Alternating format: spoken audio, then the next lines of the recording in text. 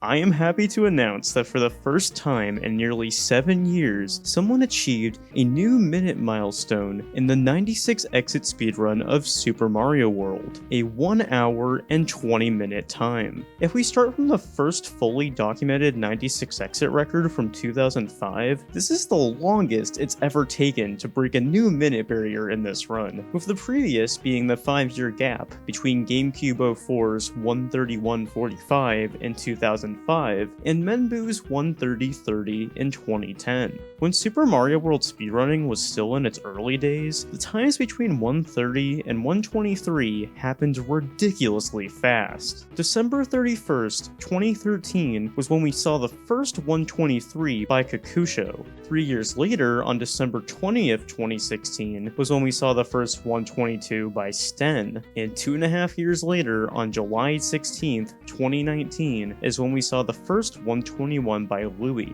It took until April 1st, 2026 for a 120 to finally be achieved by maiba. I've been anticipating this for a long time. In fact, I first made the document for this script 2 years earlier in 2024. I've been waiting. Today, I want to talk about what may end up becoming one of Super Mario World's most iconic speedruns. I at first thought this was some sort of silly April Fool's prank, but then I pulled up the stream for myself, and nope, it's real. I remember saying in one of my previous videos that I thought Oosui was most likely to get this, because he was the one mostly doing runs when I had released said upload, but that can change very easily, and it's been maiba who's been on a huge grind lately. Let's talk about the two big things that made this record possible, and how this affected maiba's recent grind towards this goal. The first of the two major tricks being added into 96 Exit is Forest Ghost House Clip, and it's about time. This trick is far from new. In fact, when runners were first able to perform this in real time, the record had just crossed the 122 barrier. The way you do this clip is by dropping a cape feather, jumping into an Eerie to lose your current power-up, turning around while managing to build up enough P-speed, and collecting the cape against the wall. This is what is referred to as an upwards corner clip. You'll see he does a brief pause buffer before going for said clip, and this helps with both timing and gives you a single second just to make sure things are right. Optimally, you can go for the trick without this, but it's a lot tougher that way. The second new trick here is also in Forest, and this time it's getting wings in Forest Evolution 4. The first time this was discovered to be possible in real time was by Noise in early 2025, who notably only just 2 weeks before this put out a 96 exit Human Theory tool assisted run, clocking in at a low 118. I actually made a separate video on this discovery. Go check it out if you want more of the story. I'll give you a too long didn't read version. You perform what is a double tongue glitch by sticking Yoshi's tongue out and collecting a power-up at the exact same time, all while hitting the roulette block to grab a star. This double tongue glitch will then be taken advantage of via these moving pipes. A null sprite is spat out at just the right time, and a scroll is done to line up the screen in the correct position. If done right, Mario being in a star continuously kills this pipe due to it repeatedly regrowing, and that can allow you to overwrite the Dragon Coin and turn it into Yoshi wings, with that last part being the same concept as other wing duplication glitches. I know that was an oversimplified mouthful in such a short amount of words, but again, I have made a separate video on this. Ultimately, this trick can save an additional 10 to 15 seconds depending on execution. So now that I've quickly explained the two new glitches at play, now let's talk about maiba's recent attempts at trying this. I admittedly was not actively watching maiba's recent 96 exit grind, but I was able to piece this together thanks to Umar's post in the Super Mario World Discord. Thank you for that. Before maiba's record on April 1st, he had 3 previous attempts in the preceding months that were really close to being a 120 time. The first was on February 25th. He was able to execute the Forest Ghost House clip once. The one he did here saved him about 8 to 9 seconds, and for reference, it goes up to 20 seconds if you get both of these. After successfully pulling off wings in Forest 4, he was in a great position. He had failed a clip twice during his first run around of Forest Evolution 2, but he still had a best possible time of an ultra low 120 exiting Roy. The thing that got in the way though? Valley of Bowser. He twice failed to get through the narrow gap that if cleared successfully is called Sexy Slide in Valley Ghost House. What really killed the run though was failing to duplicate the block right away for the recently added Nibna clip in Valley of Bowser 2. The 120 may have already been dead, but what killed a still potential personal best was a death in the final Booey Booey fight. Very unfortunate. The next attempt that caught people's eyes was on March 9th. He once more got 2 Ghost House clips, and a nice pair of wings after. The run overall hadn't been as clean as the attempt I just previously mentioned, but it was still possible for him to get a 120 entering Chocolate Island. The barrier that was in the way this time though? It was Larry. He lost his flight in Room 2 pretty easily, and then lost a cape to the final Podobo. The final nail in the coffin was Valley of Bowser 2 once more. Doing these complicated tricks at the very end of an increasingly demanding and stressful run is a lot. March 12th housed another promising attempt. You know the drill by now. Maiba maintained his 120 pace all the way to Valley of Bowser. He even pulled off another addition in recent years, Valley of Bowser 1 Wings. This time, he successfully squeezed past both Larry and Nibna clip, and now the only thing in the way of a 120 was Bowser.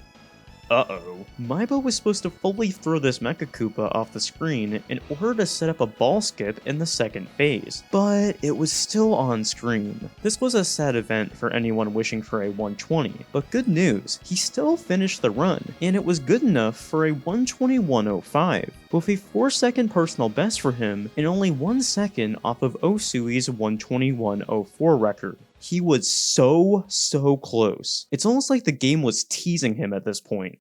That means it's now finally time to discuss the historic April 1st run. So far it was looking like any other attempt. There were maybe a couple tiny hiccups such as bits of Star World 1, but exiting Special World, he was able to keep up his pace. It took a few block duplications to get Forest 1 wings, but he nailed a first try Forest 2 clip. I suppose while I'm at it, I should talk about how Maiba's Forest route in this run varies from the one in Oosui's record. This difference starts in the first visit of Forest 2, where Oosui takes the secret to clear the blue switch, while Maiba opts for the normal goal tape. Oosui at this point goes back up to Forest 1 to grab Yoshi, get the secret exit in order to clear the first Ghost House run through, and then head straight to Forest 2 once more. Maiba though continues down to Forest 3, where he loops back up to the Ghost House in order to perform the clip, which he does effortlessly. He intentionally grabbed the backup cape for the clip all the way back in Star World 3. Doing this clip and not having a Fire Flower meant that after Maiba finished off Forest 1, he immediately went back to the Ghost House, cleared the second exit without a clip this time, and in Forest 4 he had a Yoshi, which isn't normally what is done, but is needed for doing wings. But the secret exit needs to be done first. He quickly takes advantage of a blue Koopa to fly with Yoshi, and picks up a flower, which he will need to skip 2 hits in the Roy fight. After running through the fort, Maiba has no problem getting Forest 4 wings, and then finally ditches Yoshi thanks to a first try clip. Leaving Forest, he still had a low 120 best possible time, and was 15 seconds ahead of his personal best. After Wendy, his lead was only about 10 seconds, but this was still a great position to be in. Due to the amount of time save he had in other places, he opted out of Valley 1 wings, which left him a few seconds behind. He even had a slight mishap in Valley of Bowser 4, which meant he was now 5 seconds in the red, or I guess purple on these splits. Between Larry and Nibna clip in Valley of Bowser 2, he was able to shave a couple seconds off, and kept this pace entering Bowser. So if he's behind, how is he able to improve his time? Well, remember the Mecha Koopa mishap from before? That lost a ton of time. To make sure the same mistake didn't happen, this time, Maiba intentionally spin-killed the Koopa. That alone caused him to save 15 seconds once finishing off the fight. This not only gave him a new personal best 13 seconds faster than before, but it was also the first 120 to ever be achieved in 96 exit. This is a time that many years ago would have been deemed impossible. I seriously don't know how to further explain how monumental this one run is. It's not only the first 120 in the category, but it's also the first 96 exit record to implement Forest Ghost House Clip and Forest 4 Wings. It's crazy that not just one, but two new tricks were implemented for the first time in this record. That isn't to say this is the first run to have both of these tricks though. Double in early 2025 notably got a 121.40 with both Ghost House clips and Forest 4 Wings. This is just simply the first time these have been seen in the world record. And that leads me to my next point actually. The journey is not over. There's still plenty more time to be saved here. Maiba's 121.05 did both Ghost House clips while his 120 didn't. Additionally, there's Valley of Bowser 1 Wings, which he opted out of, as well as cleaning up other mistakes. And heck, I didn't even include potential new glitches that could come up in the future. I think it'll be a while before a 119 is even a time that runners will debate going for, but it's very much theoretically possible. Like I said earlier, there is a 118 human theory task, so who knows how the future will shape out. While I haven't directly ran this game as much myself in recent years, new achievements like this are what continues to keep me hooked to the Super Mario World speedrunning community. I think it's beautiful that even when this game becomes ridiculously optimized, people continue to find new ways to break this game apart even more, and take it one step further. That's one of the coolest things about speedrunning as a whole, I suppose. What do you think the future of 96X is going to look like? I'd love to know your thoughts. It feels so good to finally be back to making these videos. My ADHD brain is fully back into Mario speedrunning mode. If you haven't already, I recommend you watch the Forest 4 video I mentioned earlier, as well as my 96 exit history. Both will be linked in the description. While that history may not have some of the recent findings that I talked about today, it's still pretty comprehensive. Anyways, thanks for watching.